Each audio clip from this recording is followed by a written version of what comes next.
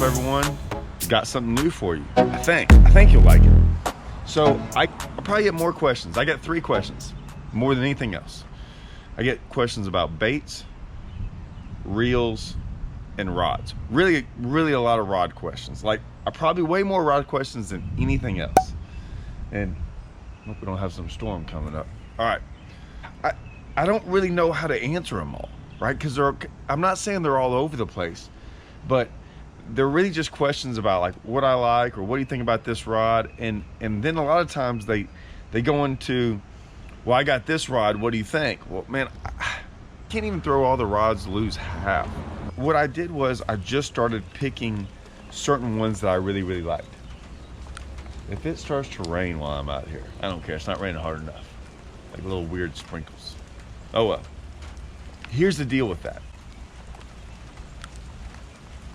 Say hard sprinkles. All right, I don't care. I was gonna stop doing it. No, I'm not going to. If I get rained on, big deal. I don't know how to answer all these questions, right? So I don't really know what to do about all this. I'm gonna tell you rods I really like, because that's all I've ever done. I don't go through all the rods that Lou's have. There's some rods I don't like. There's some rods, and it's not that they're not good rods, they're just not rods that I personally like, and that's the deal. So like when getting all these rods, you have to get different things. You have to get something you like, but it has to have a reason. You have to have a reason on why you want to throw that rod. And I don't really know how to say this without being too forward, okay? So I'm gonna be really forward here. You have to have a really good reason as to why to throw this rod, right? And it has to make sense. And I look at it 2 different ways, right? I've always viewed as, I have an idea of what I think something is good for, okay? Or something in mind, right? And I'll explain to you my whole process on why I like rods. And by the way, I'm gonna stop right here. I'm gonna continue to do this. I don't know if this is gonna be a series or what it is, but I'm gonna highlight rods that I really like, and then explain what I like to do with them. And I'm gonna go into the whole deal about why this rod is good, in my opinion. Now, this might be the cheapest rod in the world. It might be the most expensive. I don't care about any of that stuff, okay? I always laugh when people talk about rods and either how expensive they are, how light they are, all these different things that I absolutely could care less about. I just want the rod to do its job. And other than that, I just expect rods not to break either, right? Some are going to break here and there. I can count the number of rods I've broken fishing on my hand. There's no way I've broken 5 in the last 2 to 3 years. There's no way. So I expect rods not to break, and I expect them to do their job. Other than that, lightness, I don't know, all the weird things that people care about, I don't care about any of those things, okay? This is gonna be an easy one for me because I really like this rod. This was the first rod that I got to fish with of Lou's that I fell in love with. And surprise, surprise, it's why. It was this hybrid hunter rod. Now, it's just not a hybrid hunter rod, but that's what I was looking for. Like, Falcon didn't have one. Most rod companies didn't have one. There was the rod I was using for all them years was this old Castaway rod, and it bothered me because I couldn't get any more, and I broke a lot of them. In the sense of, when I mean I broke them, I broke the eyes off of them. I broke the reel seat. They were like 20 years old, and so I was always having to get them redone and things. One of them was about 2 inches shorter than the rest of them because the tip got broken one time. And most of that stuff was just either overuse or it's a 20-year-old rod, right? So it wasn't like the rod never actually broke from me fishing it. So I was always on the hunt for a hybrid hunter rod because, like I said, y'all know I've been throwing this bait for like 15 years. Lou's made one because they were gonna make me a rod, and once I got a lot of their rods, I started messing around with them. I found it, okay? And I've talked about this, but like I said, we're gonna go over it. So here it is. It's the Super Duty Speed Stick, okay? I'm showing you this, even though a big disclaimer here, guys. Big disclaimer, okay? I'm gonna let y'all know this. I don't care what this says, okay? There's only a couple things on here I actually care about. 7.6, let me know how long it is. And I'm going to take this as a suggestion as the medium heavy action fast. Line weight, could care less about. Lure weight, could care less about. I don't even listen to those things, don't care what they say. Any rod, not just this rod, every rod. If y'all can take one thing away from this entire video, I don't care what this says on here, okay? It's a suggestion, in my opinion. So, medium heavy. Medium heavy for what? For loose? For all rods? For what I think medium heavy is? Like, who says this is medium heavy? Who gets to make that decision, right? That's why I don't care, because there is no standard for this. There is no standard for action fast. You might say that, and that's great. And I'm not saying it's not true. It's just a suggestion. So take all this as a suggestion when you look at rods, because I don't care about that. Here's the other thing. When you get a rod, I personally would never buy a rod I don't get to put my hands on first, ever. Like, I would at least want to feel it. Now, I'm not saying I can tell everything about a rod just by, holding it, but I can tell a lot, and I can at least get an idea. And at least if someone's telling me, like I'm telling y'all, and like I said, y'all get to see me in all my videos catch fish on this. So this is the rod I'm throwing. This is it. For the past year, maybe even longer than this is the rod, okay? But I want to put my hands on it. I want to see what it feels like. I can kind of judge a lot of these things based on feel. Now, this is one that was interesting because most rods, they don't build 7/6, and they don't build them. They're either crankbait rods, which I don't want a crankbait rod, or they're rods that are too heavy, and I don't want that. So it was very, very hard for me to find that in between. I wanted something that had some backbone, but had a not a tip. Like, I don't want a tip. I don't want this thing all tippy. If you can tell, see that? It barely bends. Now, as a whole, right? I'm gonna back up. The rod bends great, okay? The rod bends pretty good, but that's all I wanted to bend, right? And here's the reason why. This is not a crankbait. I know it looks like a crankbait and everyone's gonna say it's a crankbait, but this is not something you go around square billing around little bitty rocks and little bitty things. This is something that is different, and I promise y'all there's a reason why. Okay, they hit this thing different. Yes, if you just went out there and cranked it normal, okay, and you're just out there cranking, and one might just load up on it like a crankbait. I don't do that though. I mean, I do, but I fish it way faster, so they hit it twice as hard. They knock slack in it, so I can't tell me. When y'all watch me on videos, and I'll try to find some videos, I set the hook, right? It's not just a load up. Like, if you see me, I'm usually like setting the hook, bowing up on them, okay? So that all comes into play. It's why I want a stiffer rod. Now, why do I want a stiffer rod? It's because of the way they bite, okay? And it's because of the size of fish you catch on it. And here's the big one. I'm usually fishing this around something. Now, I can go around lakes like Table Rock and things like that, and I'm not around too much cover. There, I catch them on a lot of those rock lakes, just reeling it. Now, I'm reeling it fast, but the rod seems to do fine there, so I don't ever worry about it. But usually I'm around a lot of cover. Bushes, trees, grass. I have to fight these fish different. If you fish this around grass long enough, you're gonna bow up on one of these fish and it's gonna take you down in the grass and you're screwed. I'm just telling you, like, they're gonna come off. Now, you got a 2 or 3 pounder on, chances are it's not gonna go in the grass. And I'm gonna say this till I'm blue in the face. I don't care about 2 and 3 pounders. I do care about 2 and 3 pounders, right? Like, we all care about them a little bit. But it's the giant, it's the big one. It's the anything over 5. I base all my stuff on is not how do I catch a 2 pounder. What happens when I actually hook a 5 pounder or an 8 pounder or a 10 pounder? Those are the ones we all care about. Those are the ones we all talk about when we lose. I don't want to talk about those when we lose them. Those are the difference between if you fish tournaments, like a bunch of money in tournaments. If you're just fun fishing, I don't really think a lot of people want to go out there and talk about the 10 pounder they lost. This rod, can I slow down a 10 pounder? Not really. A lot of rods you can't slow down a 10 pounder. but you got a better chance of landing a 10 pounder on this rod than say a little old crankbait rod or a flimsy crankbait rod that if you're around some stuff and it wants to go in a direction, you don't even have a chance. Like, you have to do what that 10 pounder wants to do. So I've caught hundreds and hundreds and hundreds of fish that are 2 pounds on this rod and get those in too. So I'm not worried about it. Are you gonna lose some on this bait? Yeah, it's a crankbait.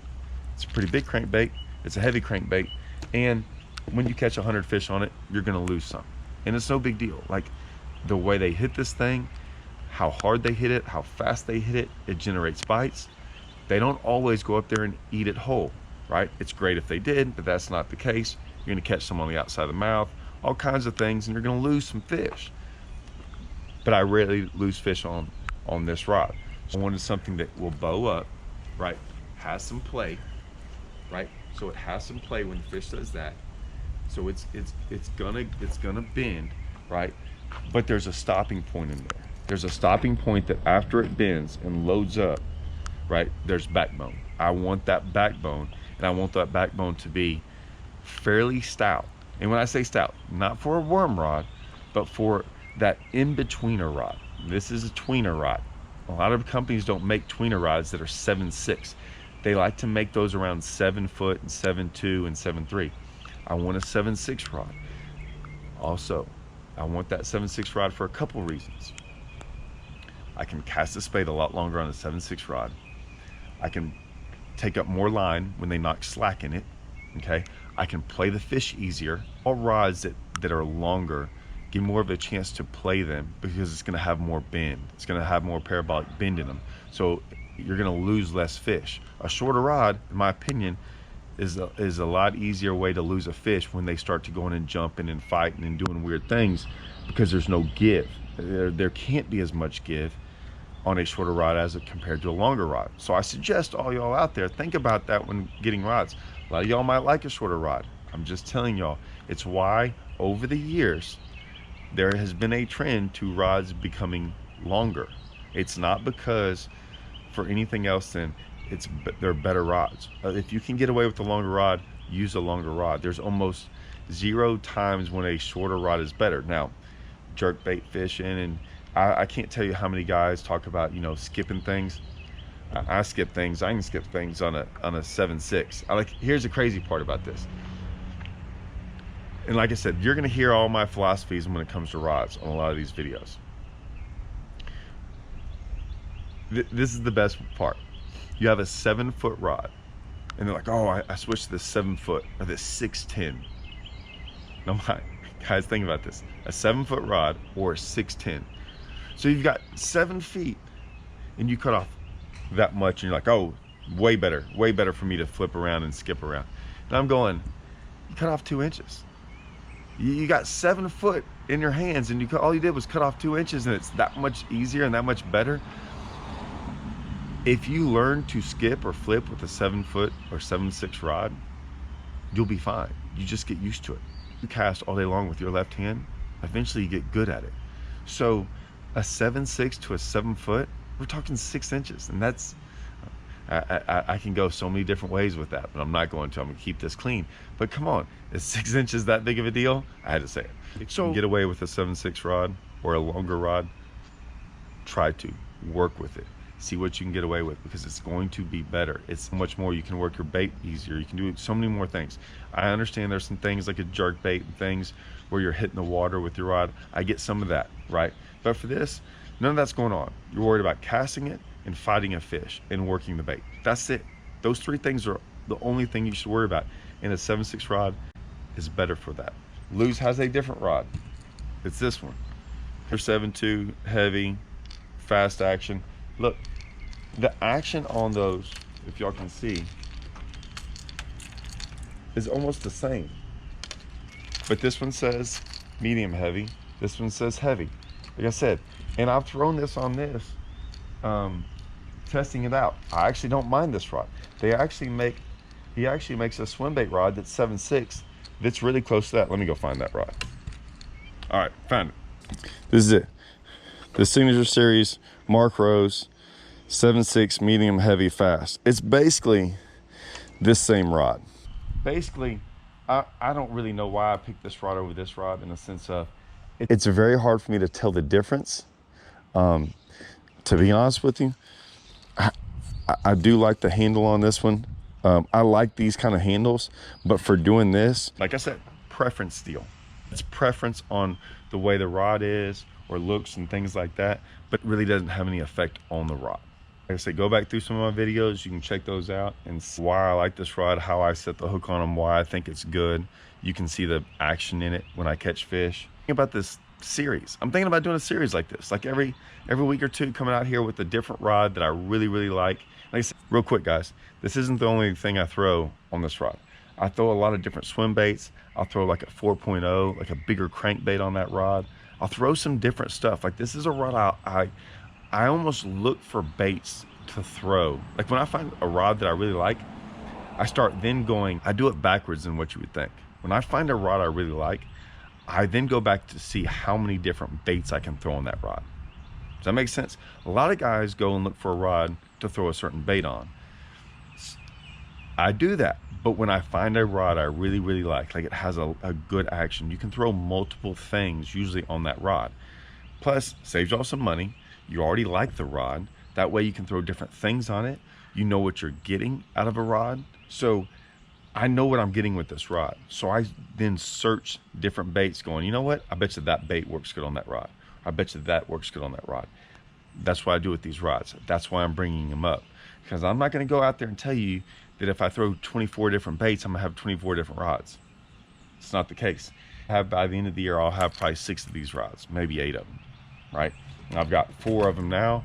I'll probably have 8 because I like it that much. And I do that with a lot of rods. Like I just keep getting the same rod. Let me know what you think about this series. I'm gonna keep doing them. Also, here's another thing. I have to mess around the other day and fix my pumps. I had a pump go out, right? Aerator pump, we've all had them. And that's what I'm working on, right? Took this off, did some rewiring, have all that. I'm just waiting on a pump. Just did this yesterday. I didn't film everything. I wasn't thinking about filming this stuff, right? I called up my dealer, Fred, from Diamond Sports Marine. Aerator pump go out. And I don't feel like going up there. I can fix it myself. I went crappie fishing like a day or two later, and my fill pump, I was messing around trying to figure out which pump went out, and I noticed my fill pump went out. Well, my pump was all right. My connections were bad, so I redid the connections. I didn't film any of that. Maybe I should have. But I already took this pump out of here, and I'm gonna replace it and do all that. I'll do a video. I don't know if you guys like stuff like that. I don't really like doing videos like that, I'll be honest, because people on YouTube, maybe they're right, maybe they're wrong, but they claim to be the best mechanics the world's ever seen and will tell me every single thing I'm doing wrong. But luckily, I really don't care sometimes about that. I'm just going to tell you how I do it. It usually works, and I will at least film it. This will come out in a day or so. So by the reactions I get from some of these comments of going, hey, yeah, do it, I'd like to see, or whatever, I'll put it out there. And I'll take the beating. And hey guys, if you're one of the ones that commented and said, hey, put it out there, if you see I'm taking a beating, hey, stick up for me, man. I'm trying, right? Okay. Got to deal with all these, like, you know, so-called freaking guys that work on stuff that are the best of that everything, right? Anyways, I'm out of here. I'm gonna go finally, right? I get done with my video and stuff, so at least it wasn't hot outside. All right, see y'all guys.